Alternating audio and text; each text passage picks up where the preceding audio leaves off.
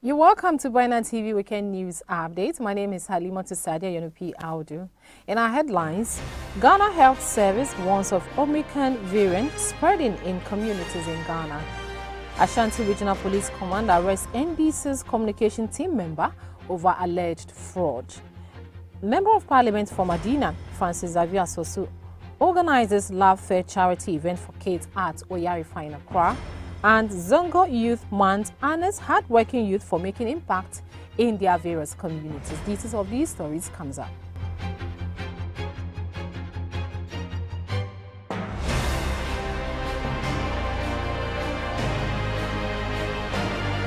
In our first story, the Textile Handweavers in the Bolgatanga municipality have called on government to consider revamping the Pusuna Mango cotton factory to help address the high cost of imported pure cotton textile trade, which is adversely affecting their businesses.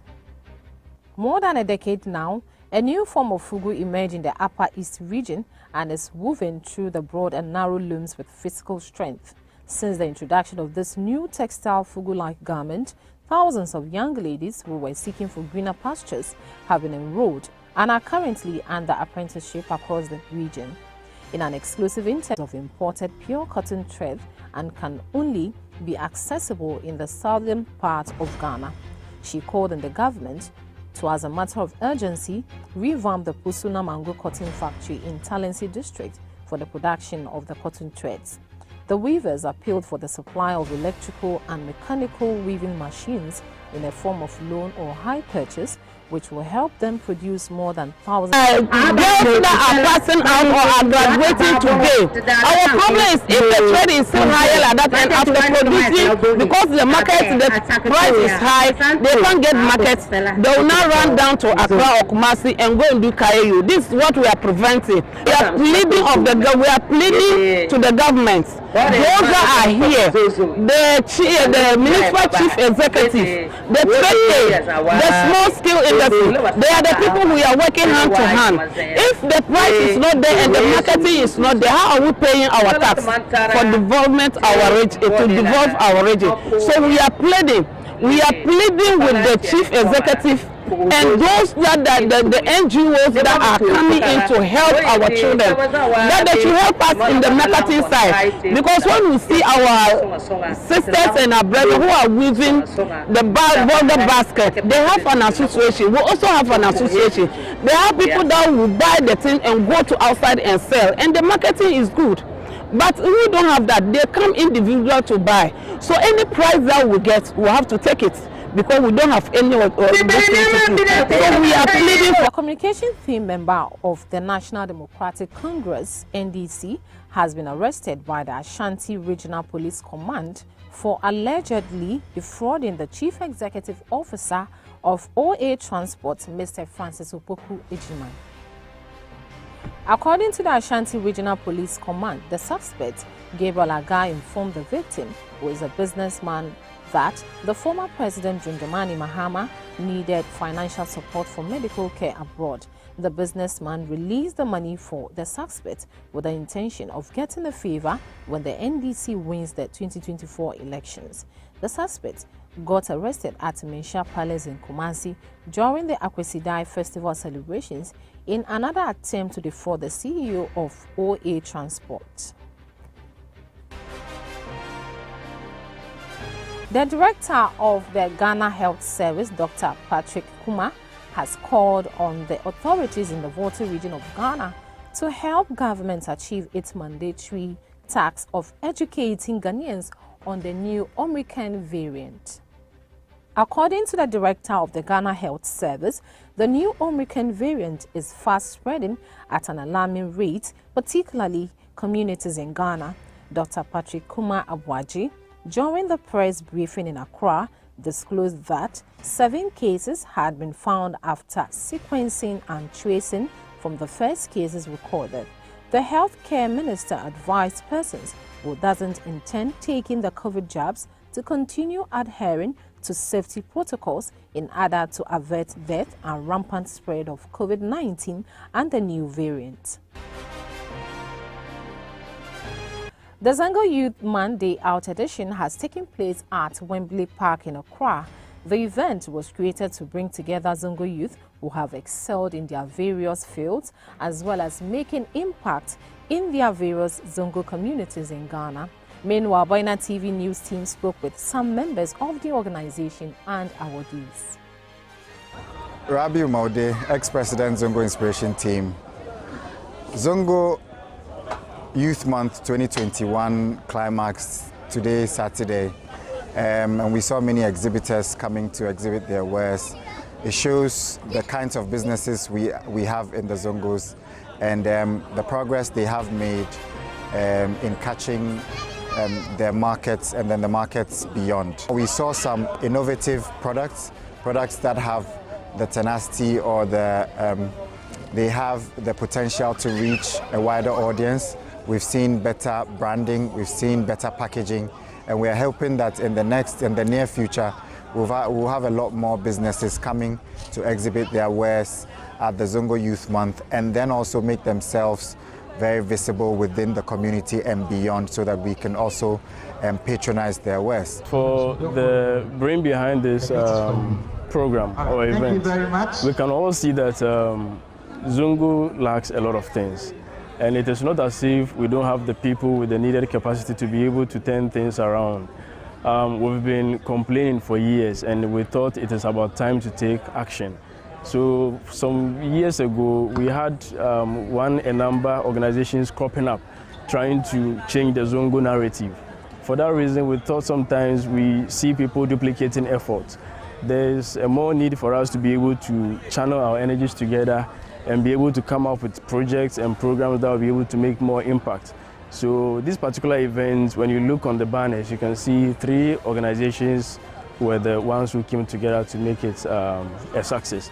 And alhamdulillah, we can see people bring together like their wares, people from tech, people from agro-processing, people from clothing, trying to showcase what they are capable of also bringing to make change in our societies, because economically, when we become better, a lot of things will change and then we'll make more impact as a people. Today has been very eventful, and personally, I love every bit of the exhibitions that have been displayed here. The branding is top notch, and I feel like this shouldn't be a yearly thing. We should constantly do this gradually so that we can put Zongo out there and let people know, say, we also do our own stuff, and it is, I feel like branding top notch.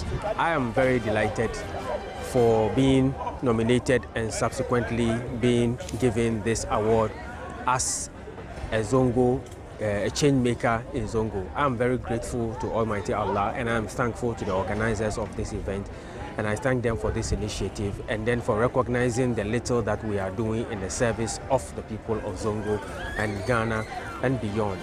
Yes, I'm very grateful for that award.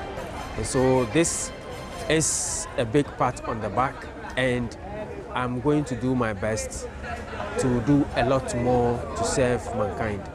Thank you. This is a wonderful project that has been organized, and I'll say kudos to the organizers. This is one of its kind because it gives young people an opportunity to showcase their products and services to the rest of the world, and especially when it comes to Zongo, where we are most of the time classified as an urban poor community. This stuff like this actually would be more or less like a catalyst to push others to also strive for higher heights. Yes, and coming around here and seeing all these wonderful people, being honored for the wonderful work they have, done in their communities, it's so fulfilling. And I believe that this is going to create an enabling environment for the younger ones that are coming up to have the confidence and be inspired that people have done something, and they are also supposed to come and continue from where their predecessors have actually gotten to. So I think this is a wonderful initiative, and I hope and pray that they get the necessary support they need coming years, and also see how best they could mentor these businesses that have been here so that they can get much more better than they are today. I really support this, and thank you very much.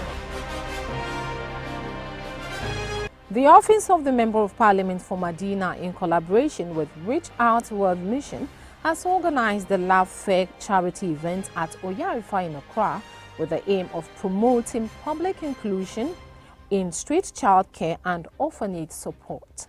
Member of Parliament for Medina, Francis Aviasosu, explained to Boina TV reasons behind the Reach Out program. The organizer for the event, Na Akle Planche, also spoke to Boina News team. Well, I would say that the outreach is inspired by love for the people of Medina, and especially children. I have been doing a lot of these outreach almost all my life, and I used to have a program called the Treasure of Life Foundation, and annually we do this outreach for kids. And now, as a sitting member of Parliament, it's just right that what I've always been doing before I became a member of Parliament, I'll continue to do that. And so we have many programs for children, and this is just one of them. And I'm hoping that these kids will be excited today. The whole hope is just put a smile on their faces and give them hope and inspire them to know that yeah, things can become better for them. Some of these children are orphans, drawn from orphanages in and around. Others are children just living in and around the community. Some of them may never go anywhere during this Christmas, but at least this will become a memory in their minds that there was one day a sitting member of Parliament that created an opportunity for them to have fun, to have excitement. Yeah. So my name is Principal Na Akle Planche, CEO of Reach Out World Mission, and I'm here with one of my team members called Samuel. So the Love Fair is an annual event that we do since 2014. The whole reason why we do this is to promote public inclusion in street child and orphanage support. There are many vulnerable children that struggle annually to even have an entertaining sort of feeling or to be able to feel loved. The Love Fair, as the name says, is just basically a simple open air event we organize every year. We bring children from orphanages, from the streets, from vulnerable schools, from the communities, and it's a big Christmas party with food, music, paraphernalia, games, bouncy castles, and it's just free. Come and have fun. And this year, we are here with Honorable Francis Aviasosu, the MP for the Medina constituency, and we are doing this here in Oyarifa in the Medina constituency. So far, so good. We are having fun, and we know that kids are going to have so much fun. The message we have to Ghanaians is that children have a right to be protected. Children have a right to feel joy. Children have a right to feel loved.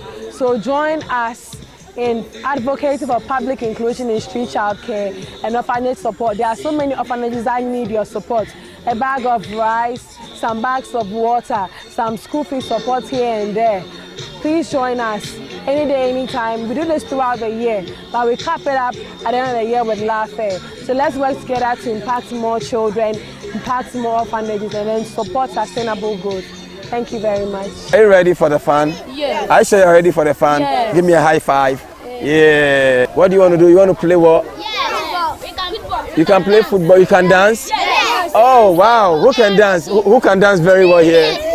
Wow. I want to wish you a Merry Christmas. I want to wish you a Merry Christmas. I want to wish you a Merry Christmas from the bottom of my heart. That's all we have for you. But before we go, let's take a look at stories that make headlines. Ghana Health Service warns of Omicron variant spreading in communities in Ghana. Ashanti Regional Police Command arrests NDC's communication team member over alleged fraud. Member of Parliament for Medina, Francis Aviasosu, organizes Love Fair charity event for kids